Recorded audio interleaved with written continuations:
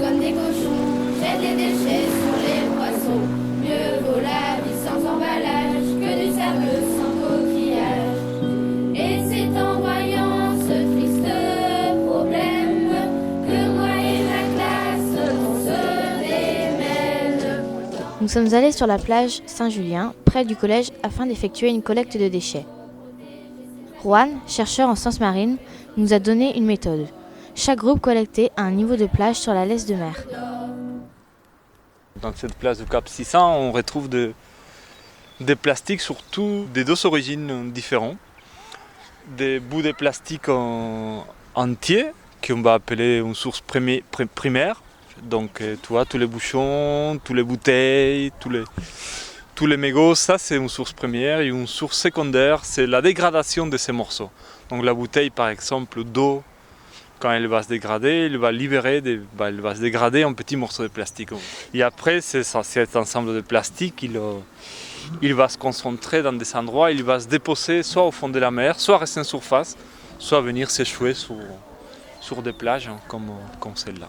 En ruisselant jusqu'à la mer, le plastique passe par les rivières. Au début, on ne voyait pas grand-chose, mais au bout d'une demi-heure de collecte, chaque groupe a apporté un sac rempli de déchets. Nous étions étonnés d'en avoir trouvé autant en si peu de temps et sur à peine 50 mètres de plage. Nous les avons déposés comme ils étaient étagés sur la plage. Tout le monde nous remerciera. Même les crabes, ça va de soi. La semaine suivante, c'était l'heure du bilan. En salle, nous avons trié tous les déchets. Au fil du tri, 22 catégories ont été déterminées. Ensuite, nous sommes passés au comptage rigoureux de la quantité de déchets par catégorie. À partir du tri, nous avons extrait les données chiffrées. En mathématiques, nous avons utilisé un logiciel pour établir un graphique. Il y a 94% de déchets plastiques. En revanche, il y a 6% de déchets non plastiques. Ces nombres sont énormes. Les catégories les plus représentées sont les morceaux de polystyrène, morceaux de plastique divers, emballages alimentaires et les mégots de cigarettes. Nous avons porté des gants pour manipuler les déchets. Mais pourquoi ça? Représente-t-il un danger pour notre santé? En sciences physiques, nous nous sommes demandé avec quoi en fabriquer le plastique en fabriquant nous-mêmes. On fabrique du nylon à partir de l'hexane, de l'heptane et du sébacol dichlorure. D'où viennent ces composants? Ils proviennent de l'industrie du pétrole. On les fabrique en raffinant le pétrole. Ces composants sont-ils dangereux? Oui, ils sont dangereux pour la nature et pour l'homme. Le nylon produit est-il dangereux? Oui, il est aussi dangereux pour l'homme.